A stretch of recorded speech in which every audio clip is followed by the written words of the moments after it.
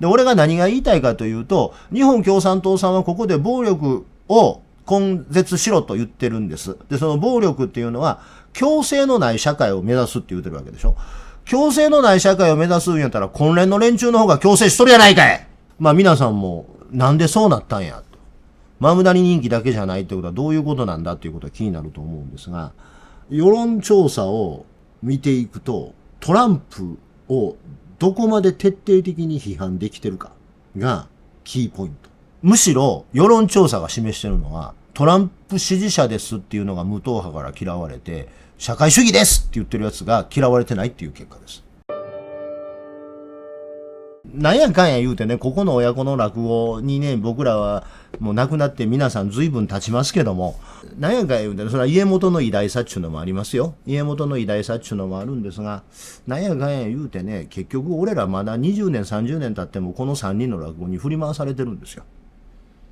1000人の位置に芭蕉師匠がいてね、神様の位置に新庄師匠がいてね、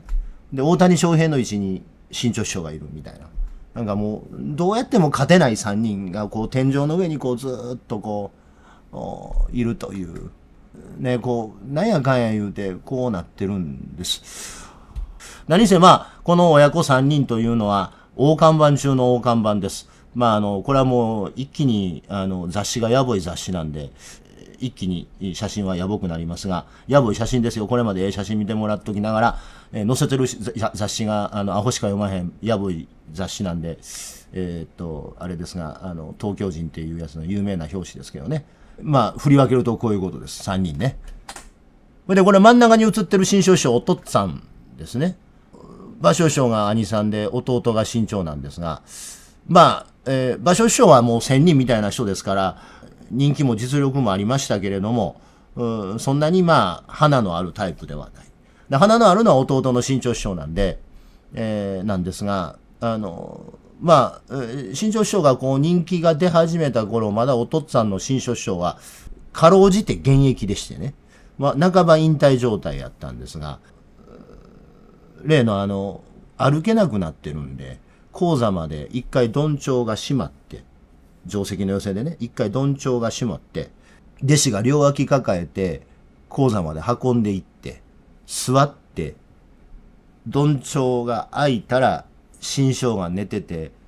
寝てるだけやのに客が笑うて拍手したっていう伝説が残ってる、その伝説の頃です。歩いて入ってこられへんから出囃子は流れてるんやけど、ちゃんちゃかちゃかちゃかちゃんちゃんの出囃子は流れてるんだけど、どんちょうが下がってて、弟子が両脇抱えて、こう座ってて、こう、で、こう、わーって上がったらもう、新章がまだ寝てて、ね、寝てしもてて、こうなって寝てるんやけど、こうやって客がそれ見て手叩いて喜んでる。で、弟子が楽屋袖から、舞台袖から、師匠、師匠、起きてください。師匠起きてくださいって言ったら、客席から、寝かしといてやれよってヤジが飛んだっていう。という時代なんですが、粋な話、ええ話なんですけど。で、まあもう、とある中学生がですね、その新章師匠に惚れ込みましてですね、母親連れて新章師匠に弟子入りを懇願した落語家がいるんです。自分の母親を連れて、もう新章師匠が好きでたまらないから弟子になりたいって母親に頼み込んで、母親を連れて家まで行ったら、その頃はもう半ば引退状態ですから、落語家っていうのは内弟子って家に住み込みの弟子からスタートしますからね。で、住み込み、もうおじいちゃんおばあちゃんになってるから、新章師匠とこのはもう弟子取らへんと。そやから、弟子取るとしたら息子の場所のとこが新潮のとこへ取れ言うんやけど、その日たまたま新章師匠がね、要定、機嫌が良かったらしいんですよ。弟子に取ってやるよ。まあなんか言わはったんでしょ。あの頃の吉原というものはみたいなノリで言うたんでしょうね。弟子に取ってやるよって言うてしもたんでしょう。事実上、新章の最後の弟子になって、2年ほど内弟子をやってる間に新章師匠が死んでしもて、死んだから、新潮一門に居直ったっていう人がいてね、もう早うにこの人も亡くなったんですが、古今亭慎吾って落語家がいるんです。この人の落語がね、エキセントリックですごいんですよ。あんまり CD とか DVD と残ってないんですが、フジテレビが一時期小朝ブームの後、今もう笑点だけ見てる人やったら分からんと思うけど、バカにしてるけど、小遊三思想若い頃めちゃめちゃ面白かったんですよ。小遊三と二枚看板になってたんですけどね。慎吾師匠っていうのがおられましてね。で、あんまり今の人覚えておられへんと思いますけども、めちゃめちゃうまいんですよ。与太郎ものっていうのがね、もう、渋谷落語の走りの頃ですね。で、フジテレビが小朝ブームの後、落語はまだ面白いということで深夜番組で落語やってたと。俺ら中学高校の時は、同人誌的なもので VHS のテープを、東京から送ってもうたりとかしてた時代ですけども。その慎吾さんっていうのがいて、これはもう落語家やったんですよ。ほんまにね、うまかった。うまかったというかね、ロックンロールでしたね。まあ、不運な人で早うに亡くなったんですけども、奥さんも、つい最近、まだ頑張ってはんのかな、奥さん、三味線のお師匠さんとか多彩な人なんですがね。ですよ。その慎吾さんの姿を昨日久しぶりに時代劇専門チャンネルで見たんです。なんでこの話を引っ張ってるかってこっから先見たらわかります。でね、慎吾やんけ。若い頃の慎吾やんけと思って見てたらね、まあ、かっこよかったんです。見てた時代劇は、よろずや金之助主演の破れシンクロってやつですね。金之助が内藤新宿、今の新宿で獣医さんをやってるってやつですけど、内藤新宿って今新宿ですけど、今でもね、その面影は残ってるって新宿が残ってるんですけど、昔は田園地帯だったんで、新宿という新しい町の脇にはすぐ田んぼがあるっていう設定なんですが、その田んぼで、お百姓さんの新婚夫婦が農作業をしてて、奥さんが先に家に帰ろうとすると、家に帰る道中にお殿様に見初められてしまって襲われると。で、襲われてしまって、襲われてる現場をその旦那が通りかかって反撃したら、お殿様は気絶してしまうのよ。で、気絶した先に逃げたのがよろずや金之助のいる長屋という設定です。で、長屋の住人でそのお殿様からみんなを守ってあげると。みんな、長屋の住人全員で、お殿様からのその百姓を差し出せと、手打ちにしてくれるという、お殿様の追求から、若い百姓夫婦二人を守ってあげるという設定のお話やったんですが、その長屋の住人に名古屋に落語家が一人住んでて、その一人住んでる落語家が慎吾さんやった。慎吾さんやったんですね。慎吾さんが、今日はお座敷がかかったと。どこのお殿様かわからんけど、祝儀弾むから来てこいと言われたから、お座敷に呼ばれたから行ったと。で、行って落語をしたら、落語はもう良いって言われたから、じゃあ次はご陽気に踊りでも、つって、踊りも嫌いじゃ。って言われて、どこのお殿様かわからへんけれども、言われて連れてこられた、お殿様に初めて声をかけられるシーンがこちらです。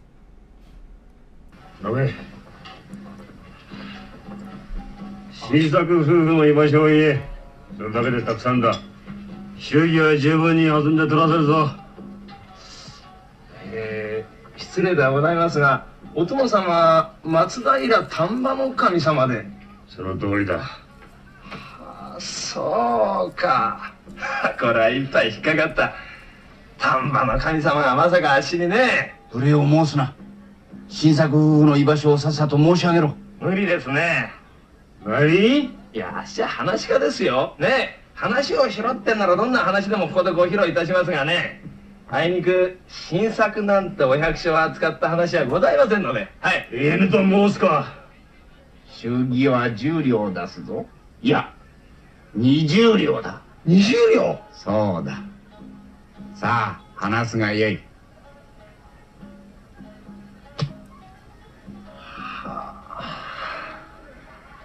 夢のような祝儀ですな、20両なんてのはね。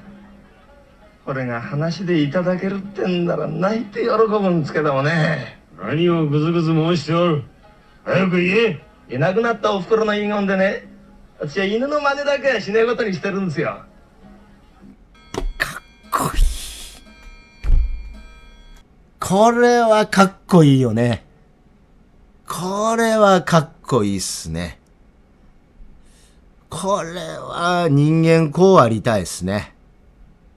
で、それもさ、生きった顔でドヤ顔で言わんと、照れながら笑いながら、亡くなったお袋の遺言でね、犬の真似だけはしねえようにしてんですよ。で軽く言うてんのがかっこいいですね。かっこいい。めちゃめちゃかっこいいですね。なんでこんな話をしようかという、ここまでこの話を引っ張ったかというと、昨日の赤旗の記事であります。昨日の赤旗に、こんな記事が載りました。まあこれは共産党さんの機関紙なんで、共産党さんの思いが綴られている新聞なので、朝刊チェックに赤旗を持ってこないのは、赤旗は新聞ではないと。赤旗は機関紙だから。政教新聞や公明新聞を扱わないという一緒のように、赤旗は朝刊チェックで扱わないとしてるわけですが、毎日僕は赤旗を読んでます。昨日、共産党の見解が、赤旗によって示されました。反動政権、排外主義に反対する運動のあり方についてということで、まあ、高市反動政権の政治極右排外主義の横行に対して市民が強い怒りを持ち、それを様々な形で表現し、抗議するのは当然のことです。そうした運動を進める際に憲法が保障する表現の自由が最大限に尊重されなければならないことも当然のことです。同時に日本共産党は綱領で日本の社会進歩の事業は暴力ではなくあくまでも平和的な手段で進めることを一貫して明らかにしている党です。私たちが目指す社会主義共産主義社会の目標として一切の共生の社会ない社会、あらゆる暴力が根絶される社会を目指すことを綱領に明記している党です。また我が党は党規約で党員の権利と義務の冒頭に市民道徳と社会的道義を守り、社会に対する責任を果たすことを明記しています。こうした立場から第6回中央委員会総会2025年9月では極右排外主義との戦いでは党は運動が市民的モラルを守り広い人々に共感される方向で発展するよう積極的役割を果たすことを決定しています。日本共産党員が暴力行為を連想させるようなパフォーマンスを行ったりそれを支持したりすることは、今述べた我が党の綱領、党規約、党の中央委員総会の決定と相入れないものであり、また我が党に対する信頼を傷つける行為であって、党として許容することはできません。日本共産党が自覚的結社の一員として、党綱領や党規約などに明記された立場を自覚的に守ることは、国民に対する責任です。日本共産党は極右排外主義勢力や反動的政権を追い詰めていくには、これに反対する運動が国民の多数理解、共感、支持を得られる道理と節度をもって発展し、国民世論によってそうした勢力を包囲し、孤立させていくことが何よりも重要だと考えます。そのため、どういう運動のあり方がふさわしいかを運動に参加する人々の中で冷静に討論し、運動を発展させていくことが大切だと考えます。私たちはそうした立場に立って、運動が広い国民的な支持を得て発展するよう積極的分かりを果たしていく決意ですという文章が掲示されました。僕は日本共産党のこの声明に対してどう言えばいいのかな。なんとも思わないというかね。まあ興味があるかないかというと、この声明そのものに対する興味すらないです。それはなぜかというと、隣の家の晩ご飯のおかずに興味がないのと一緒です。俺、米助ちゃうからね。隣の晩ご飯見に行かへんからね、俺は。米助じゃないから。米助違うんでね。で、これは日本共産党さんとして、市民社会からどう理解されたいか、ということをお述べになっておられることであって、今日 T シャツ着たいか、ワイシャツ着たいかっていうことを他人が今日ワイシャツ着たいと思ってるか T シャツ着たいか思ってるかになんか興味持てる？どうでもいいですよね。で、その興味がないと言うときながらこういうことを言うと、あれですから、共産党の1960年代から続く共産党の言うてることのままですから、それは共産党はそう言うでしょうって話です。日本共産党さんがこうおっしゃることそのものはね、日本共産党さんが自分がどんなしのぎをしたいかというお話であるんで、どうぞ、金太郎さんと相撲を取りたいってなったらどうぞっていうのと一緒で、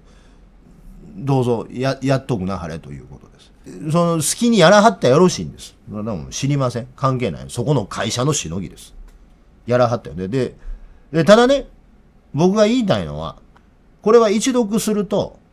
弥勒さんと鍋倉さんの両名に対する党内でのあれはええんかと。具体的に言うと射的の件ね。射的の件で、あれはええのんかと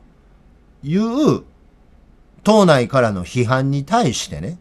とりわけツイッターをやってる連中に対する批判からの声に対して、ここで共産党さんがお答えになられたんだと思います。で、それは会社のマネジメントとして、組織のマネジメントとして必要な措置だったと思うんです。ただ僕は申し上げますけど、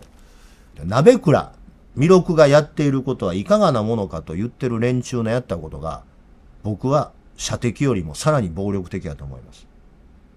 で、僕はその混乱になびいた共産党とかっていうことを言うつもりはないんですよ。共産党っていうのは昔から混乱的なんですから、それはそういう会社です。魚屋行ってなんで魚売ってんねん言うたかってしゃあないです。共産党というのはそういう政党です。それはええとも悪いとも言うてないです。で、また僕は露鉄が素晴らしいとも、鍋倉弥勒がかっこええとも言うてません。言うてません。そんなこと言うてません。これはあくまでも価値中立です。日本共産党というのは混乱です。昔から。で、逆に言うと、だから信頼できるんですけどね。だからいてもらわな困るんですけどね。で、共産党のことが嫌いなツイッターの一人のなんとかっていう、アカウントが共産党に問い合わせして、ほんまやったら決済もらわなあかんメールを決済もらわずに、出してしまったっていう事故があったから、それをケツ拭くために赤旗が載せなきゃいけなかった事情とかっていうのは、会社組織としても理解できるんです。で、共産党さんが貧困法制な道徳的に優れた人間になって党員みんなが市民からの尊敬を集めて議会で多数派を得ようという戦略を取っておられるっていうのはわかるんです。だから暴力を廃止しようとするのはおっしゃるのはわかるんです。で、それはわかるし、理解するし、リスペクトもするし、OK とも思うけども、それはよその会社なんで俺には関係ないって話です。しかしね、重要なのはそこはよその会社だという線引きです。で、俺が何が言いたいかというと、日本共産党さんはここで暴力を根絶しろと言ってるんです。で、その暴力っていうのは、強制のない社会を目指すって言ってるわけでしょ。強制のない社会を目指すんやったら、混乱の連中の方が強制しとるやないかい。その通りですよ。日本共産党さんがおっしゃるように、暴力というのは、有形無形の力を使った何がしかの強制です。で、日本共産党さんが目指しておられる社会主義社会、共産主義社会というのは、そういうものを含めたあらゆる強制のない社会なんでしょう。しかし、この1年半ネットで繰り広げられてきた、混乱という連中のやってきたことは、無形の暴力です。で、ここを喧嘩両成敗にしなかった共産党さんのことを僕は批判しようと思ってないです。何度も言うように、よその会社です。知りません。しかも政権与党でもないし、違う政党の。で、そこで喧嘩両成敗に共産党がすべきだったとも言うつもりがないです。俺が言うてんのは、だから共産党よ、混乱にも同じだけの鉄槌を下せって言ってるんじゃないです。発展するんやったら勝手に発展すればいいし、滅びるんやったら勝手に滅びればいいです。よその会社です。知りません。一緒に戦うことはあっても、その台所事情には興味はないです。が、何が言いたいかというと、暴力というのは殴る蹴るだけではないという自覚を持たなければいけないんじゃないですかということです。そして日本共産党というのは、知性のレベルにおいても道徳のレベルにおいても、その暴力というのは、有形無形両方の形を取り得るということを理解し得る政党だと僕は期待して言うんですが、そしてそれを期待した上でその党員各位に言うんですが、あなた方は差別で人が死ぬということをどう受け止めてるんですか？差別やハラスメントで人は死ぬんです。その暴力の現場でどう立ち居振る舞うかというところに道徳的見地からこうあれよかしということは僕は暴力への加担だと思うし直接な暴力だと思います。2026年7月の1日、2日、3日というこの現在進行形の時空に立った時に日本共産党さんが動揺が自由ですからね、その支持者に言ってるんですけども、自分たちがまず考えなきゃいけないのは自分たちの運動のあり方なんですかね。例えば、リュウミリさんに加えられてる攻撃、柴田純さんに加えられてる攻撃、あれ、ほっといたら死ぬよ。特にリュウミリさん。ねえ、日本共産党さんが会社の意思として、そういう時でも、自分たちは道徳的な高潔さを選ぶということをおっしゃる。決して乱暴な言葉を使わず、乱暴な表現形態を使わず、劉美里さんの前に防波堤としても立たず、ただ心を痛めて、かわいそうにと寄り添うだけという戦略を取るとおっしゃるんであれば、僕はそれを反対もしませんし、こっちの方がええんちゃうかとも言いませんし、逆に、お前らはそうやからっていうことで二度と付き合わないとも言いません。それはその人らが決めはることです。ただ、忘れてはいけないのは、例えば今の劉美里さんみたいな状況を見たときに、どう立ち居振る舞うかのときに、少なくとも菅野保は、自分が社会からどう見られてるかとか、自分が社会からの尊敬を受けられるかとか、自分が道徳的に高潔であるかどうかなんてことは、絶対計算に入れません。入れる人があかんとか、入れるもんでもないとか、入れる人間は認否人だとか、入れるような人間とは一緒に歩まないなんてことは一言も言ってませんが、ただ僕はそこで我がの見た目を考えるほどの余裕がある問題だとは問題を認識していません。で、それは共産党が間違ってるとか、今回のこの声明が間違ってるかとかという話ではないです。ただ僕が言いたいことは、例えば劉美里さんに起こってるようなことを見たときに、摂氏枠案して、ひどいな、今の世の中。なんてことを言ってるような暇はないんではないんですかということは、僕は申し上げておきたいし、あともう一つ申し上げておきたいのは、射的するだけが暴力じゃないでしょう。党員でもない鍋倉の運動のやり方にああだこうだ文句つける人間の方が暴力的でしょう。ということと、僕は、自分の道徳的高潔さでどう見られてるかなんていう第三者の視点を自分の行動に持ち込みませんという宣言です。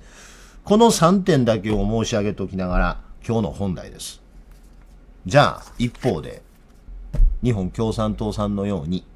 社会主義、共産主義を、共産主義は標榜してないんだけど、社会主義を標榜する勢力が選挙に勝ちまくってる国でどういう選挙が戦われているかということを今日は本題として振り返っていきたいと思います。アメリカです。これは NPR の記事を、持ってきてますけど、アメリカの事例を復習しようということであります。マムナニです。アメリカでいわゆる急進左派、民主党の急進左派っていう人たちが勝ってます。これはマムダニが今クローズアップされてるんですが、これから日本の報道でもマムダニ、ニューヨークの市長のマムダニって言われるんでしょう。ですがね、日本のメジャーメディアの報道を追っかけてると、マムダニというスターがやってきて、左側を救ったみたいなイメージを持ちがちだと思います。多分、日本やとね、スター政治家がいてね。だから、福島みずほ、小沢一郎モデルみたいな、スター政治家がいて、そのスター政治家で、旋風が巻き起こって、みたいな、ことを考える。全然そうじゃないですよという話です。とはいうもののね、ニューヨークで勝ちまくってるんですよ。6月の23日なんですが、中間選挙に向けた民主党の、予備選が行われましてですね、NPR の報道だと、マムダニが応援する下院の候補3人が全員勝ちました。現職の結構有名やった民主党のダン・ゴールドマンっていうやつを、ブラッド・ランダーっていう前のニューヨークの市の会計監査官が勝ったってやつですね。で、ニューヨークの13区では、もうベテラン中のベテラン5期もやっている、ダリア・リザ・アビラ・シュバリエっていう人がですね、32歳の若者にやられてます。で、7区では、クレア・バルデスって、これも、マムダニが応援してるやつが勝ったんですね。で、これ、注目なのは、敗れた側がどういうやつやったか、ベテランだったかっていうよりも、敗れた側全員がね、これ、本選挙じゃないですよ。共和党と民主党の本選挙ではなくて、民主党の候補をどっちにするか、本選挙の民主党の候補をどうするかという予備選挙の段階ですよ。予備選挙の段階で同じ民主党の中で本当の選挙の候補者をどうしようかという予備選でのことです。で、ここで注目すべきなのは、マムダニが支援する急進左派の3人の候補が全員勝ったというよりも、3人が任せた相手がジェフリーズが応援してたやつだということです。ジェフリーズっていうのは民主党の下院のトップです。アメリカ民主党の日本的に言うと幹事長みたいな人が応援してる候補が負けたということです。そのマムダニが応援してる候補が勝ったというよりもね。まあ、そいつへの反発でもないんだよね。このハーキム・ジェフリーズっていうのは皆さんご存知のように、まあ、どう言ったらええんかな、その、シンバさんみたいな人だ。国民民主で言うたらね、シンバさんみたいな立場の人ですね。でシンバさんが応援する国民民主党の候補が、国民民主党が予備選挙やってるとするとね、東京のシンバさんが応援しているやつが、まあ、大阪の予備選挙の中で負けたみたいな感じですね。で、注目すべきなのは、これがね、いかにエポックメイキングなのかというとね、これまあ NPR なんで、日本で言うとまあ NHK に近い、メディア、まあ NHK とは言えないんだけども、公共報道機関の記事です。で、ここでマムダニズ political gamble pays off his endorsed candidates sweep their primaries ってことで、まあ一掃したっていう表現をしてるんですが、まあこうやって NPR がやってることで、これね、テレビではね、ホックスが大騒ぎしてるんですよ。これ、まあ、NHK NPR なんで結構中立なんですけど、保守系のメディアがね、大騒ぎしたの。おい、民主党が変わりつつあるやんけ。と。で、さらに重要なのはね、これ、マムナリの選挙区なので、なんか、あたかもね、その、ニューヨークだけなのかなと。ニューヨークっていうのは、日本で言うと、東京が日本と違うみたいな感じで、前でアメリカで言うたらちょっと特殊な地域ですからね。都会すぎて。ここでその日本人がアメリカを想像すると、マンハッタンの自由の女神が立ってて、こうなんかこんな高いビルの間、黄色いキャブが走ってて、みたいな光景を思い浮かべると思いますが、そうではありません。あれはアメリカの典型的な風景ではありません。アメリカの典型的な風景というと、これでしょうな。ちょっと誇張しすぎちゃうか言われるかもわかりませんが、これですね。これがアメリカです。ニューヨーク、ボストン、ロサンゼルス、ダラス、ヒューストン、シアトル、シカゴに住んでるのは、全米の人口の3分の1以下。残りの7割は、こういうところに住んでます。ニューヨークは特殊なんですけども、実を言うと、買ってるのはニューヨークだけじゃないんですよね。特殊地域のニューヨークだけで買ってるんじゃなくて、全国的に買ってるんです。ニューズウィークの記事を見てもらってますが、僕はもっと、集計のために使ったのはこのニューズウィークの記事なんですけど、コロラドでは、これは日本でも今日新聞に載ってましたけど、メラ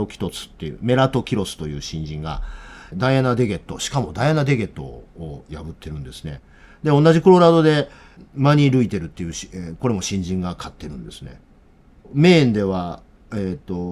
蠣養殖業者のおっちゃんが民主党の、まあ、こいつちょっと問題あるんですけど、グレアム・プラトナーってやつが上院の候補者を買って、こいつはだいぶ問題あるやつなんですけどね。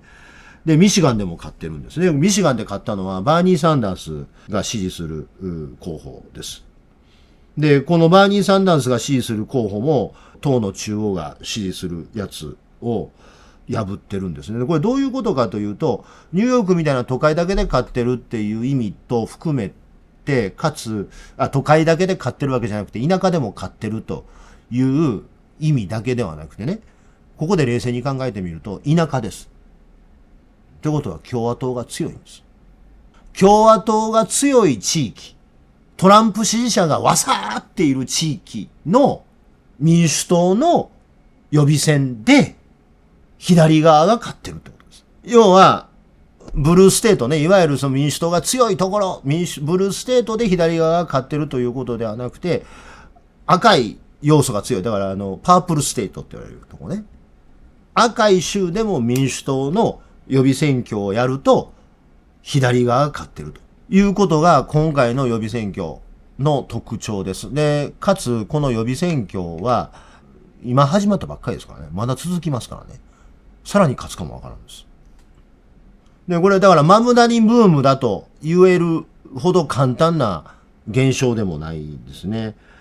で、まあ、あまりにもこうやって勝ってるんで、当人なんですけど、ローン・カンナっていう民主党の政治家は、民主党はどんどん新しい政党になってくるのかもわからないって、まあ、ある意味、ちょっと驚異的な感じで党の中でも考えられてる。で、しかもさっきも言いましたけども、それを一番脅威に感じてるのは保守系のフォックスで、まあ俺フォックス嫌いなんで引用しませんけども、フォックス見てると、フォックスは一生懸命、これは危ないという警鐘を鳴らし始めてるということですね。まあちょっとさっきから報道を見てみますと、ここから本題なんですけど、まあ皆さんもなんでそうなったんやと。マムダニ人気だけじゃないってことはどういうことなんだっていうことは気になると思うんですが、これね、アメリカのメディアも把握しきれてないですね。さっき冒頭で申し上げた NPR は、まあ事実ベース、あそこが中立なんで、左側が大勝ちしてると。で、それで民主党の権威層、エスタブリッシュメントな民主党に対するリベラル市民からの大打撃だみたいな書き方を書いてるんです。ただ、NPR が取り上げてる選挙区っていうのは、もともと青い州、民主党が強い州の事例だけ挙げてるんで、あんまり参考にならないんですね。で、さらに言うと逆に言うと、その左側、ザ・ネーションっていうサイトがあるんです。あれネーション上げてなかったっけな。ネーションは、バーニー・サンダースとか AOC とかが早期に候補者を応援してたという選挙運動の巧みさだみたいなことを言ってるんですね。で、一番構造的に捉えようとしてたのはやっぱり CNN かな。いや、要はね、CNN はどういうことか言うてるって言ってるから、さっきちょっとニューヨークの事例でも言いましたが、その民主党の左側と言われる人は総じて若いんです。30代とか40代とかね。で、民主党の中央が、こいつやで言って押してくる候補は、70代とか80代なんですよ。で、それ普段やったらええと思うねんけど、バイデンのこないだの大統領選挙での、高齢ゆえの低たらくを見た民主党の支持者の人々に、もっぺん高齢者選べ言うの、それは無理でしょ。この間の大統領選挙の時は、バイデンは高齢者ゆえに途中で撤退してるわけでしょ。で、その失敗を見た自分の政党の支持者に、もっぺんおじいちゃんとおばあちゃん選んで言うても、それは無理やん。俺この CNN のこの分析が一番的を射てるような気がしたんですね。マムダニにしろ AOC にしろバーニー・サンダースにしろ早期から運動してたからや、みたいな話も説得力は、それはあるんやけど、それは考えたらわかるわな。2年前に年寄りで担いで負けた人間に、もっぺん年寄り担げ言うとかって無理でしょ。それは年寄りがあかんと言うてるわけではなくね、年寄りで失敗した次にもっぺん年寄りで行こうっていう、さっき誰かコメント欄に書いてくれてましたけど、そんな天丼いりませんからね。これ決して年取ってたら使い物にならんとか言うてるわけじゃないですよ。ただ、年取って使い物にならん人で負けてて、もっぺん年取ってくれっていうのは、無茶でしょ。で、これ共和党がちょっとフォックス流したくないですけど、なのでフォックス流したくないんで、これ ABC のままにしときますが、フォックスは何を言うてるかっていうと、民主党の主流派が民主党の非主流派に負けてるから、基本的にはホワイトハウスはね、大歓迎なんです。この情勢に。二つの理由があって、なぜかというと、今上院も下院もトランプの言うことを聞くか聞かへんかで共和党から造反が出てね、民主党の主流派がね、ワシントンでは調子乗ってるわけですよ。ただトランプから見ると、ワシントンの民主党が自分の抵抗勢力なわけですよ。その抵抗勢力が共和党の一部と結託してね、トランプの政策に反対したりしてる、例えばイラン戦争の件であったりとか、なってるから、その自分の抵抗勢力が若い州にしばき倒されてることはウェルカムなわけです、トランプからすると。ほら、お前ら嫌われてるやんけ、ってこう言うてるわけですね。あともう一つは、左側が勝つと、日本の田舎者と一緒でトランプの支持者の田舎者を喜ばせようと思って、共産主義者やって言えるからです。で、実際もうそれ始めてるんですね、トランプは。トランプはもう実際それ始めてて、もう一生懸命共産主義者がやってくるみたいなことを言うてるんです。で、ここからが今日の本題ですね。じゃあなんで勝ててんのかって話です。で、いろんな記事を読んで俺が思ったのは、まずね、組織力ですな。民主党の中央が忘れてた地べたの組織力がすごい。コロラドで勝った連中とか、ニューヨークで勝った連中、で、それから都会も田舎もすごいです。なんか左側で急進的で激しい言葉を使ってるから人気が出たっていう側面だけではなくてね、ものすごいね、金かけてね、きちっと運動してるんですよ。で、その金って、非主流派も非主流派ですから、どうやってるかって支持者がね、ものすごい金出してるんですよ。で、金出して、組織力を強めて、組織的に選挙をやってるってことはでかいですね。やっぱり、ね、徹底した個別訪問やるんですよ。候補者だけじゃなくて支持者が。支持者が。だから、その運動の仕方はそう、参政党に似てる。参加者が金出して、徹底的に金をみんなで持ち合ってみんなでドブ板するんです。だから、運動の仕方は参政党に似てる。でまずね、それが基盤としてある。あとね、徹底してね、その選挙区における生活の問題を取り上げたっていうのはでかいですね。これはまあ、マグナニの事例がよく、紹介されると思うんですが、要は生活コストが高すぎるという。ものすごいね、なんか下世話な話を徹底して主張する。家賃が高いとかね。地下鉄の料金が高いとかね。ガソリン高いとかね。そういう話を徹底的にしてるのはやっぱ強いですよね。であとね、やっぱり、最終的には冒頭否定したんですけど、まあ彼女もそうなんですが、超強烈なファイティングポーズですよ。戦う姿勢が強い。で、これCNN の世論分析の記事が面白かったんですけど、世論調査を見ていくと、トランプをどこまで徹底的に批判できてるかがキーポイント。で、それは民主党の左側だけではなくて、共和党の連中もそうなんです。で、共和党の連中の場合はどうかというと、共和党でもトランプに批判的なやつもいるんですが、共和党の場合はトランプじゃなくて民主党をどこまで口々じゃなく攻撃してるかということです。それどういうことかっていうとね、有権者は、その共和党の候補者も、言うこと間違ってるんで、民主党の共産主義者を絶対許さないみたいなことを言うやつが人気が出るわけです。いや、だから民主党の予備選挙では、よりトランプを強烈に批判している奴が勝ち、共和党の予備選挙では、より民主党を攻撃している奴が勝つわけです。いわゆる、旧来の民主党の候補は、そこの胆力がないんですよね。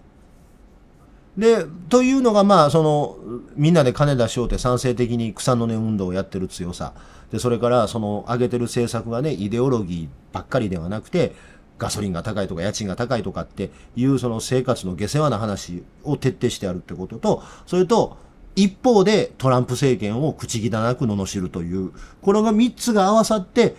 民主党の左派というのが勝っているんだなというのが俺の分析です。で、その分析に基づいて俺がこの傾向をどう評価してるかっていうと、とても良いと思います。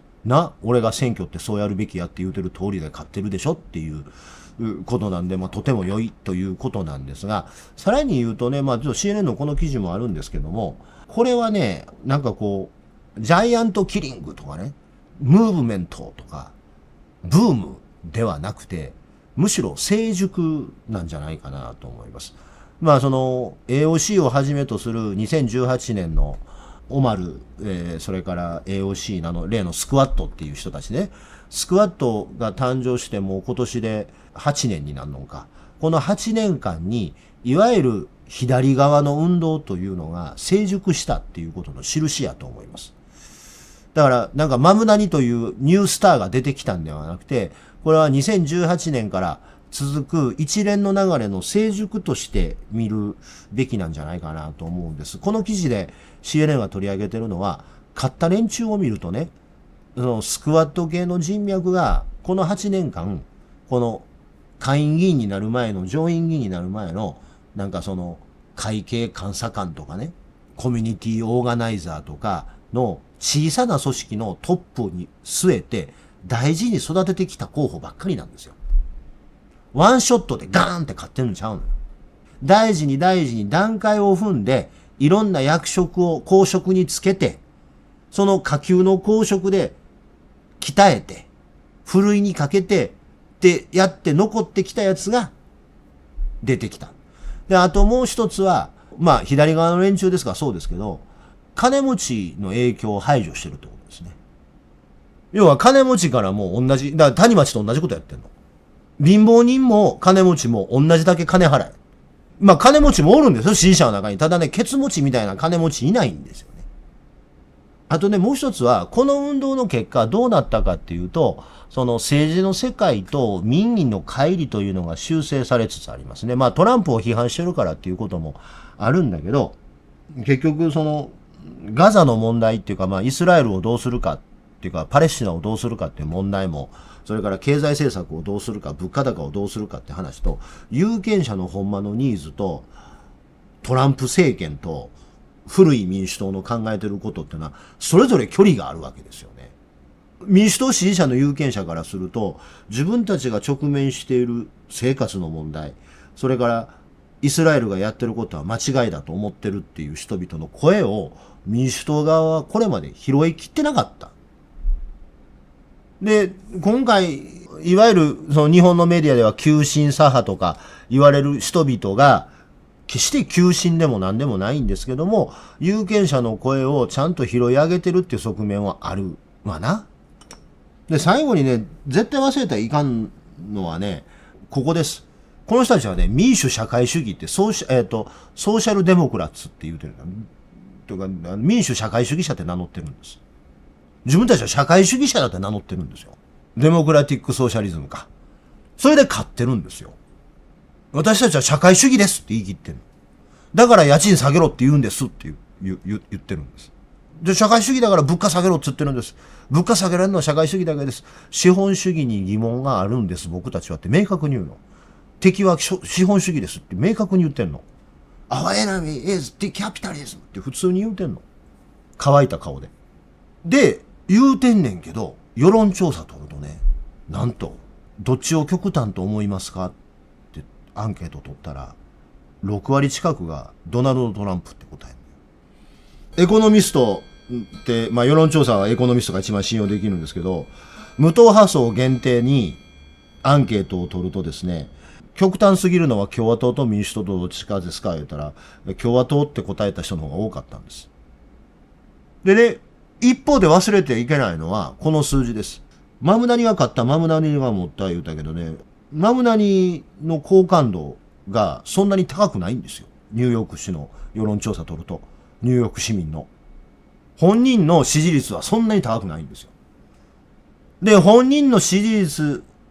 がそんなに高くないのにもかかわらず、マムナニが支援してる人間が、私は社会主義者です。ニューヨークは世界一家賃が高いです。私は社会主義者なんで家賃を下げたいです。社会主義者なんでトランプファックですって言うて、個別訪問して選挙に勝ってんね。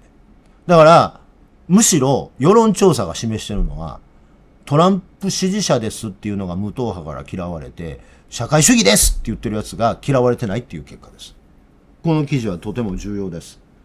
まあもちろんね、これはまあ予備選挙での話なんで、本当の有権者の審判というのはこの後の本選で決まるわけですから、アメリカの有権者が何を歓迎したかという答えを今のタイミングで出すのはまだ早計です。ひょっとしたら本選になったらめっちゃ嫌われるかもわからへんしね。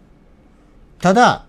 いわゆる真ん中よりも左の中で人気が出てるのは、より左の人であるということは間違いがないということです。で、そのより左の人を民主党がたくさん候補に選んで、共和党と相まみえるときにどうなるかという答えはまだ出てないですけれども、まだわからないですけど、ただ俺は勝つような気するな、このままいくと。それが選挙のやり方ですから。カマラ・ハリスみたいにトランプ側の言うこともわかるみたいな柔軟さを見せないことです。